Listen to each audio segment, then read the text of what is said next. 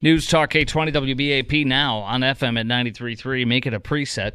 800-288-WBAP is our number, 800-288-9227. Now, I kind of came up, I titled this segment. I have a title for this segment, okay? It's called Enemies Gather, Yet There's Hope for Patriotism. Enemies gather, yet there's hope for patriotism.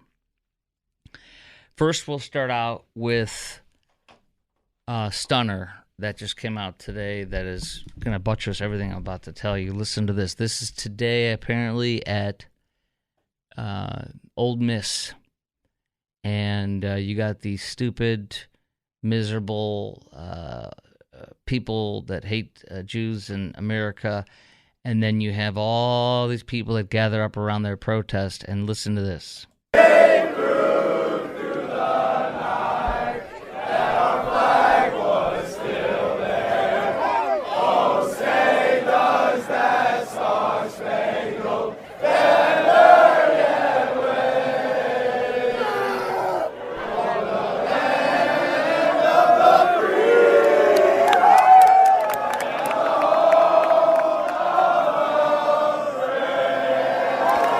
Play ball! Isn't that incredible? That's an Ole Miss. I just retweeted that. Follow me on Twitter. Don't miss a beat of this.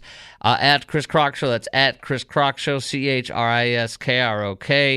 And you see, no offense, but you see a bunch of obese, nasty-looking ladies staring at them. I'm not kidding you. Look at the video and see if you see any happy campers on the other side of the barriers there. It's quite interesting. And then you see the UNC Chapel Hill, where the frat, a bunch of guys that are in shape. They're not obese. They're not miserable. Young, virile, strong men who are in shape, defending the United States of America flag and putting it back up.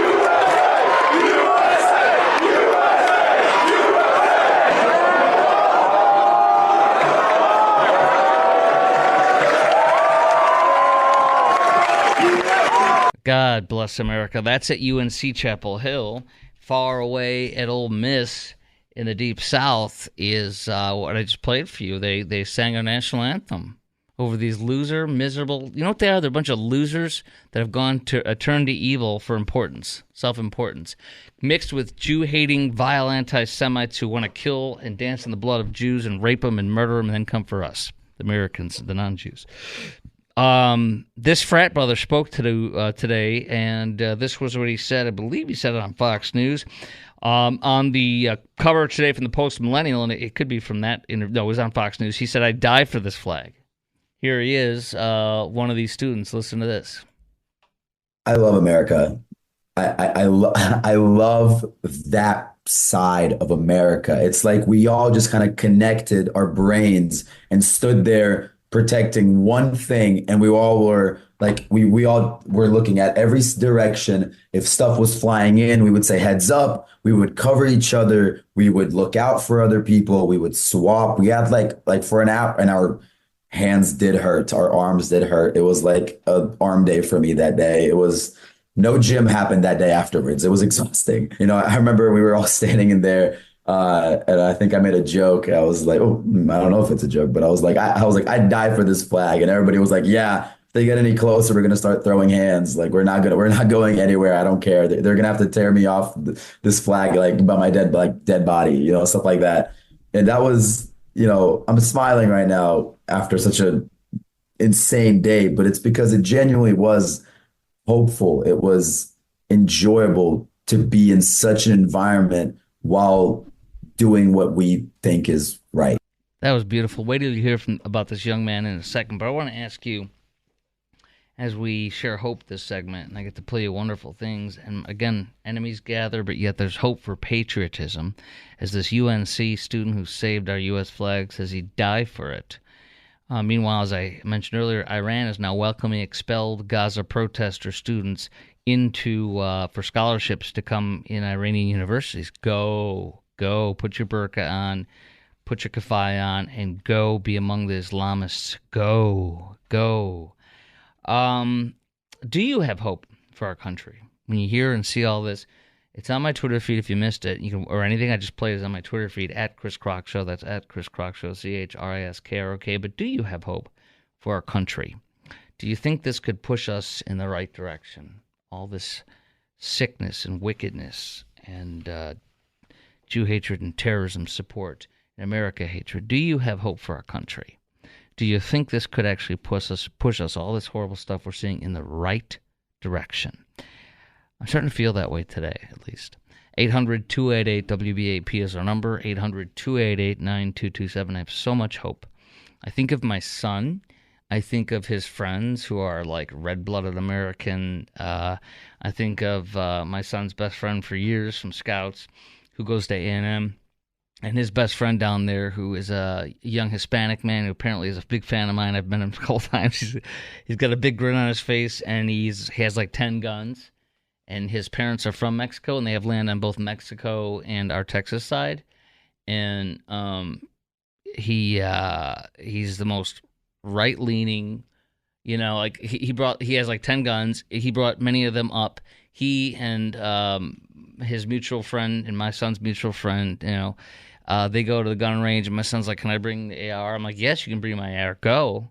They shoot on my son's friend's land, where his dad has land out in Boyd. This is America, and those three guys will do the same thing these guys did. God bless these kids. I'm going to tell you something. There's some good ones out there. There's a lot of good ones out there, and my son's friends with some of them, and I thank God. This country has hope. When I think about, I got a son, and my son I know will do right. I know he will do right. I can see him with these guys holding that flag and holding the line. I could see him do that. And I could see his friends with their being the ones to step right up in the front and pop somebody if need be, and my son backing them up and holding the line. God bless these young patriots. God bless our future, and God bless our country. And when you see, John, but I got a quick update on these guys. This fraternity, though, from UNC that you just heard from that sweet guy. Listen to this. His name is Daniel Stompel. He's a political science major and a member of Pi Kappa Phi. And he said there was a communal sense of duty among the group, with all of them deciding they would defend the flag, even if it meant being injured or worse. I love that side of America, he said. And he said, in the footage of him and his buddies that received so much attention, don't bend the knee to these people, he said. They want you to go, they want you gone. They want to take over. They want to destroy what this country stands for. Be a man and take a stand. Stompel was born in Russia. You see this? Legal immigrants, not illegal migrants, not Joe Biden illegals. Legal immigrants. Like this young man was born in Russia but moved to the United States in 2009. He attended high school in Israel. Wow. And dual majors in peace, war, and defense studies at poli-sci at UNC. God bless him. Guess what else? Did you hear this? After this whole thing went viral, a GoFundMe was set up for their frat. Did you hear about this? Did you know this? A GoFundMe was set up to throw them a rager. As in like a raging party. Isn't that what it is? Raging party, right? No, you're not going to believe this. A rager. We're talking this is like massive party, kegs everywhere, keg stands, all this stuff, beer bongs and all this stuff for these college kids. The GoFundMe was set up to throw a rager for him and his fellow fraternity brothers. It has since raised $400,000! $400,000! $400,000! Donald Trump's America. Behold. Speaking also of which, John Rich from Big and Rich plans one of UNC's biggest events for these American flag defenders. He announced today he said they raised these guys correctly, and he said, I was so impressed. Somebody had taught them you never let the American flag touch the ground under any circumstances. Somebody raised these guys correctly. They understand what's going on. And so he is now, he's the guy that sang the song Save a Horse, Ride a Cowboy. He says he wants to commend the bravery of the students who held up the flag, and he's going to throw them a big concert and recognize them in a huge way. This is incredible. You Joe Biden voters, Jew haters, terrorists, you have emboldened us, and you lose. You Jew haters lose. We identify you. On my Twitter feed tonight, I'm retweeting these terrorist Jew haters, so Hamas supporters, as the police arrested them late in the night and early this morning at UCLA. And they're hiding their faces. They have masks on, and the cops take them off, and you can see their terrorist-supporting faces. Don't ever hire them. Look at their faces. If you hire people, do a search. If you're in charge of hiring or you own a company, do a search, an image search. Make sure, and a name search. You find any of this crap, you do what you want. I ain't hiring any of these people. I don't ever want to work with them. They hate Jews, and if I support Jews, they're going to hate me. I'm a Zionist. Come and take it. By the way, I didn't share this with you too. Poll that just came out: Americans, who's the strong leader, Biden or Trump, and by what margin? Brand new poll. That's going to be fun to share with you. Also coming up is Joe Biden. Where is he sending all of these illegal migrants? And the Trump trial. Cohen. We got some poor. Cohen looks really, really, really, really, really bad today, personally, from the testimony that was done in a witness that was supposed to support him. All that's coming up next on the Chris Crock Show on News Talk 820 WBAP. Now on FM at 93.3. 800-288 WBAP is our number. 800-288-9227. All right. Wow, that's great. Go back and freeze it. We're rewinding a screen here on Fox that had a poll that's shocking on the inimitable Trace Gallagher, Fox News at Night. It's all good. You got it for a second. We'll freeze it when you get to it, and then I'll look up. But it's 800. By the way, the number is 800-288 WBAP. WBAP 800-288-9227. It's a Chris Crock Show on News Talk 820 WBAP and now on FM at 93.3. Make it a preset 800-288 WBAP. Now, just a thought going through my head in the middle of this right now is how grateful I am to be here, to do this show, and to be with you, and how comfortable I am in this role that you've allowed me to have for 14. I'm in my 15th year here, by God's grace, and it's a real sweet honor, and I can't believe I'm saying that, and I can't thank you enough for 15 years of meaningfulness of life with you, and I wouldn't change it for the world. Now, Fox News poll that we've frozen on our screen from moments ago. This is shocking. It's stunning. This is. Does it show if it's a Fox News poll? Yeah, it is. Okay, so this Fox News poll. Okay, so at this very moment, right now, in Trump's presidency, when the numbers were this, ready? In March of 2020, when Trump and Biden were running against each other and Trump was the president. Biden, choice for president, if voting right now at that time, was Biden 37 points over Trump. Biden, 61% said we want you. 61% of voters at this very moment in Trump's presidency said we want Biden. Only 24% said we want Trump in a Fox News poll. Oh, these are voters under age 30. Holy wow. Okay, see that below at the bottom there? See, it says voters under age 30. So voters under age 30 said we want Biden 37 points over Trump. It was 61% Joe and 24% Trump for people under 30. At this very moment now, 4 years later, when the shoe is on the other foot, Biden's the president and Trump is running against him, the people under 30 now say 40% want Biden, 58% want Trump. I mean, it literally, look at this, you guys. It went from Trump negative 37 4 years ago to this very moment now. It's Trump positive 18. That is a 55 percentage point swing. Let's take a moment to say this again. This is shocking to me. I'm sitting here like, holy gosh.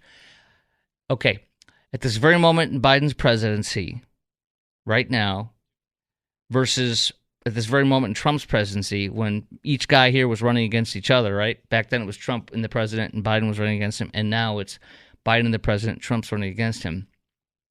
The people under 30 on a Fox News poll have swung from plus 37 Joe to plus 18 Trump. At a 55-point swing in Trump's favor now.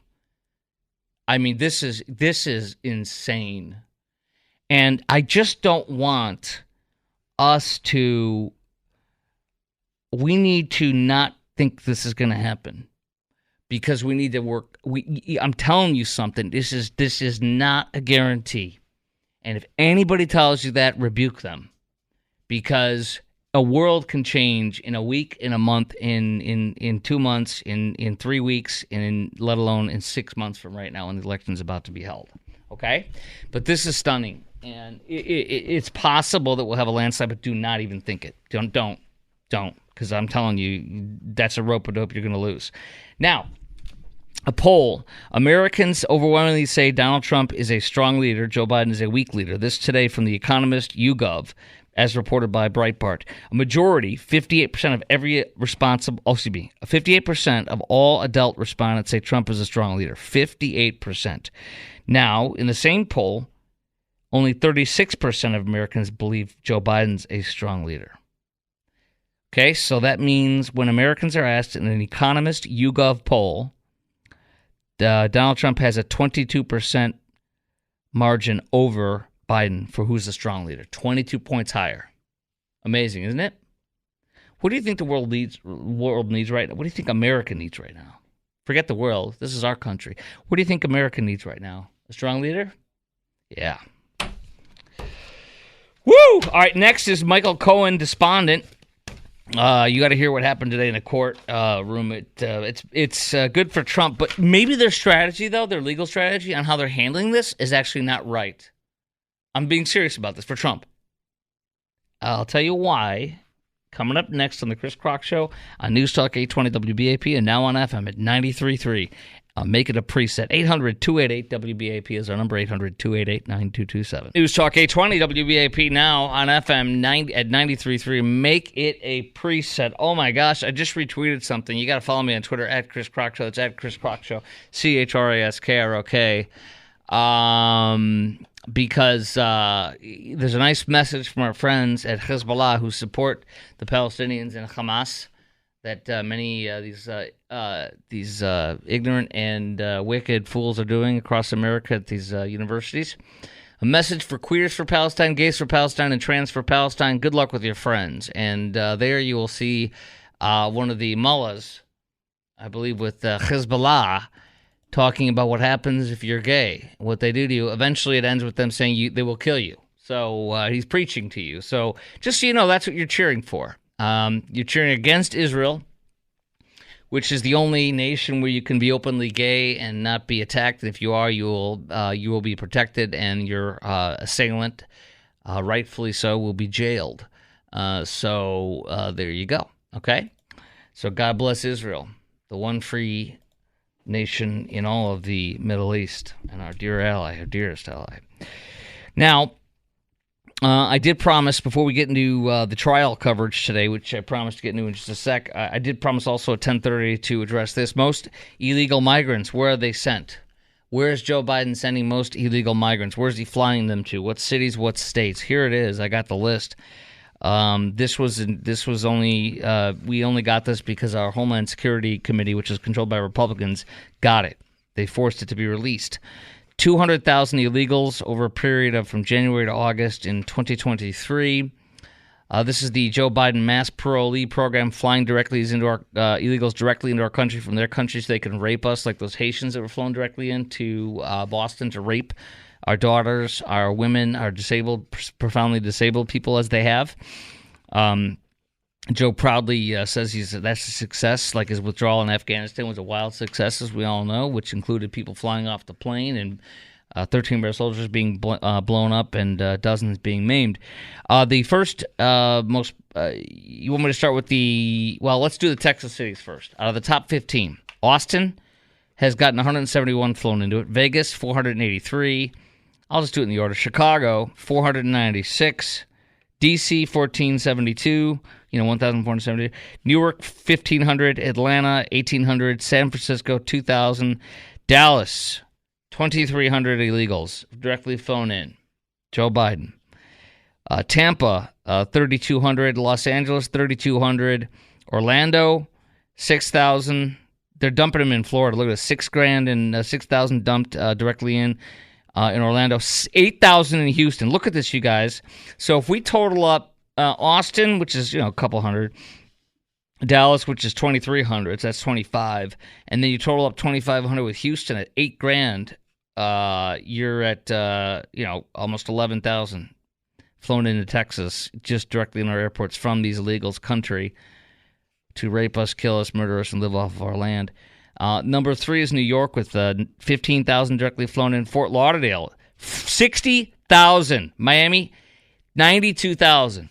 He is flooding Florida with illegals directly.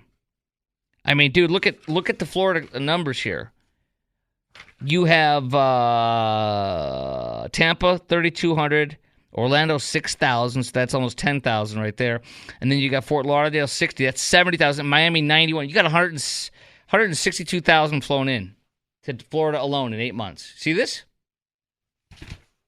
It's a factory. It's an illegal factory. He's flying in illegals like it's the Ford plant, Model T plant, just churning and burning. Okay, the trial. By the way, our number is 800-288-WBAP, 800-288-9227. Chris Crock Show on News Talk 820 WBAP, now on FM at 93.3. Make it a preset. Michael Cohen. This testimony today, not from Michael, but from Keith Davidson, the former Stormy Daniels lawyer.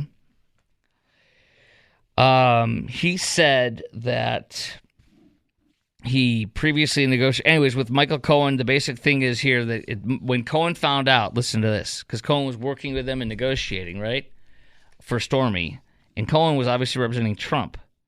But yet Cohen was so crazy and unstable that he was telling the guy who was negotiating against, you know what I'm saying? On the phone, he called this guy while he was in the shop or some sort. And the guy was shopping, and Cohen calls him, and he talked for like an hour or two or something, and he was complaining about Trump because he found out that Trump was not going to bring him to the White House. That's when Michael Cohen was, quote, despondent. This was in court today. The Stormy Daniels attorney that negotiated the keep silent thing, I thought he was going to kill himself, Stormy's attorney said, Michael Cohen. He said that he had frequently boasted of his ties to Trump, Michael Cohen did, and he thought he might be appointed Trump's chief of staff or even attorney general. See, this man's wildly, he's wildly, unstable and is not fully in reality. Because you would know if you were, And I thought about this today. Maybe Trump wanted him to stay back at home and be the same position he had. But it's like, what are you doing? He was like a character in a movie that couldn't handle not being in the big spotlight with the guy who he worked for. He didn't get the big promotion, so he freaked out on him and turned on him. See this? Listen to this. He said, I thought he was going to kill himself on the stand today. I can't believe Michael Cohen. He says, I can't believe I'm not going to Washington. I've saved that guy's ass so many times. Is what the quotations are. And but he thought he was going to kill himself. So he thought that Cohen was going to kill himself. And he said if he loses this election, he's paraphrasing Stormy Daniels, if he loses this election, he will lose. And he will lose. Oh boy, is she wrong. We lose all our effing leverage, and this case is worth zero. So she was trying to extort him for as much money as she could. And prosecutors also played a separate phone recording between Michael Cohen and this Stormy's attorney that Cohen recalled Trump saying, I hate the fact that we did it, that he paid the money. Anyways, the point being here is Michael Cohen simply was angry and spurned and was it's not that I'm sure Trump didn't mistreat him or anything. He just said, dude, you're staying there or whatever, you know what I mean? So he couldn't handle it. He freaked out. He had not hallucinations, I'm trying to think of the word, grandiose expectations to be put in a position he had no business being in. Nobody would think, forget the fact he's been convicted of a felony and lying in court and served time in jail and was disbarred. Before all that, he literally thought that the level he was at was quality level to be be the attorney general or what was the other one? I just mentioned it. Whatever, chief of staff or whatever. It's like, dude, it's okay to be where you're at. He couldn't handle it. He freaked out and he turned on him. Unstable man. It just is. Michael Cohen TikTok videos. This is a separate thing that you may have heard today talked about. This is in the news from Fox. He had a fundraising that stunned legal observers, several of them, including Trump. Trump. None of these people like Trump. Michael Cohen. I'm sorry, Michael Cohen. I meant Andy McCarthy. former federal prosecutor, and I think he was on the Justice Department as an assistant U.S. attorney or something of that nature. And he was in the Southern District of New York where this is all going down. And but he tells the truth about this, Andy McCarthy, and he says this literally could have torpedoed. He thinks that Michael Cohen, that's supposed to be a star witness. Everything's leading up to Michael Cohen. They're trying to build up. They still haven't proven a crime. There is no crime. And that's not me. That's several legal analysts I was listening to again today. And you've got a lot of people on CNN and New York Times saying the same thing. It's not just from Fox, but I'm just telling you what I heard from Fox today. He's on the stand. He's on TikTok, and he may have torpedoed the case by going on there and ranting about on TikTok how Trump is nasty and selling these dolls and saying that he's railing against Trump. And so you got several people, including McCarthy and others, saying that, and David Pecker's testimony saying that Cohen railed against Trump frequently. So, I mean, this is amazing. And he said he said that Cohen's he said about Cohen, an ABC News article said about Cohen's action, it could be a problem, pointing out that Cohen has chimed in on former National Enquirer publisher David Pecker's testimony, has regularly railed against Trump, has insisted the jury pool isn't bored and can profit when followers shower him with gifts. So basically, a lot of these people that know what they're doing are saying that he is sinking the case.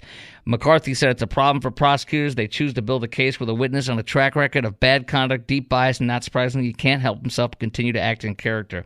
Michael Avenatti, who's in jail, remember him for extorting Nike and all that?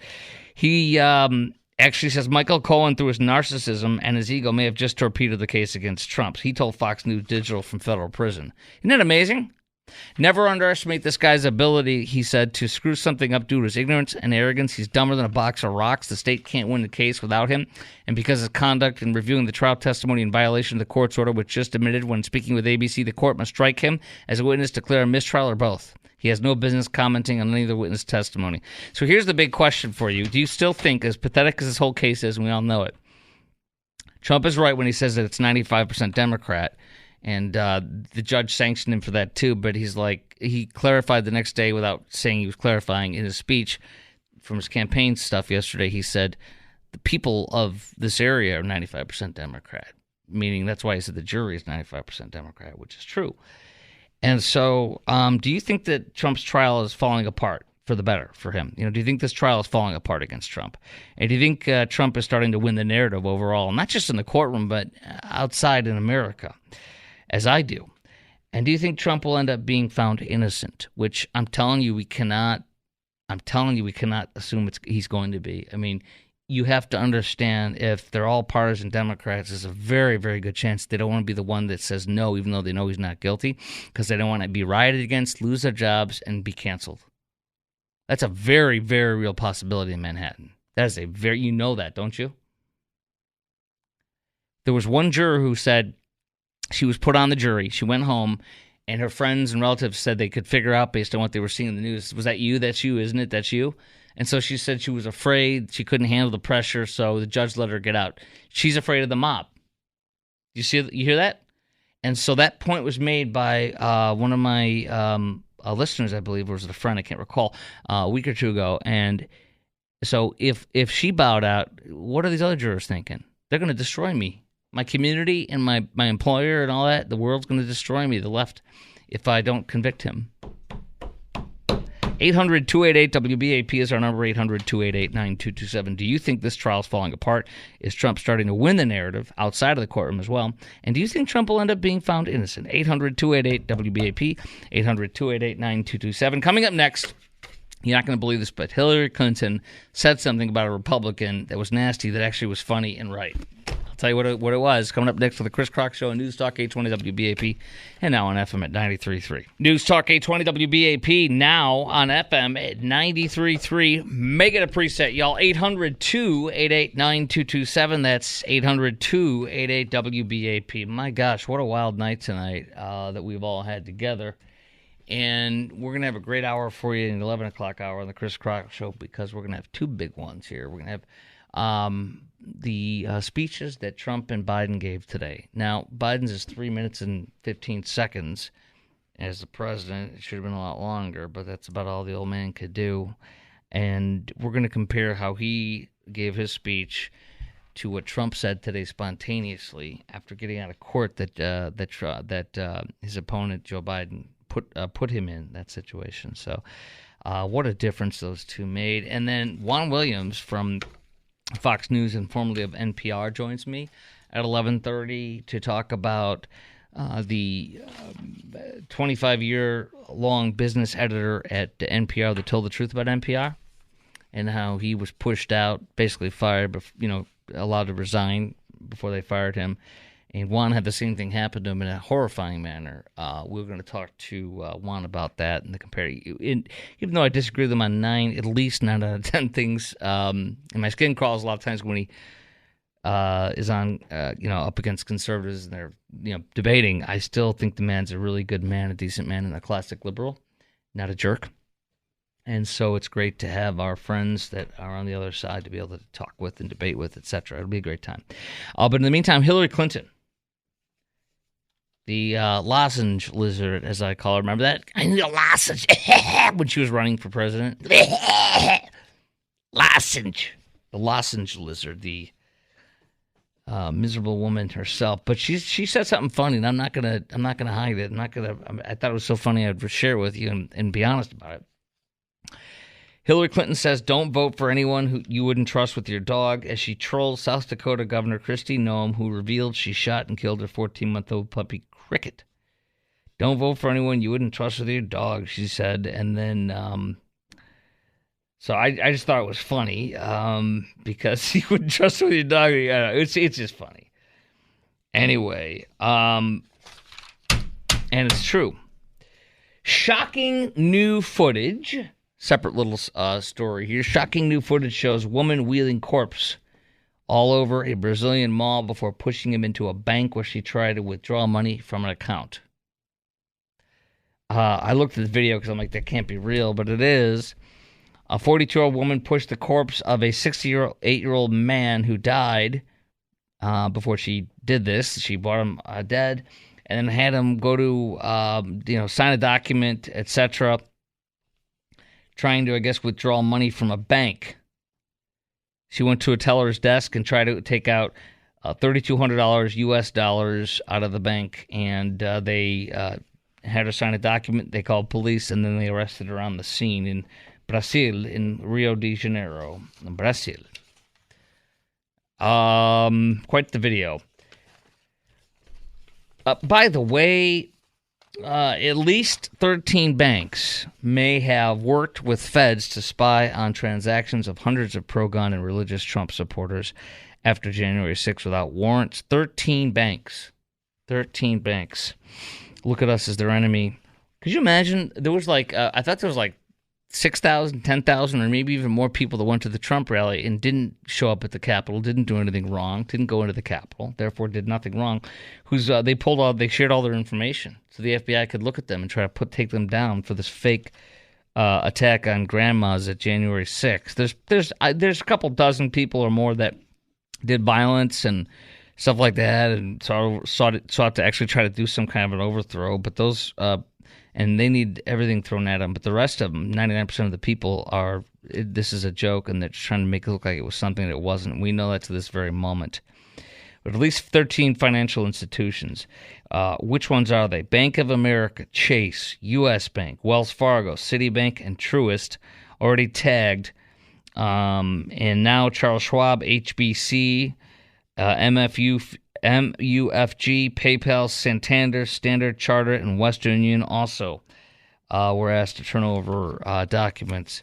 So just so you know, those are who apparently shared that and did that.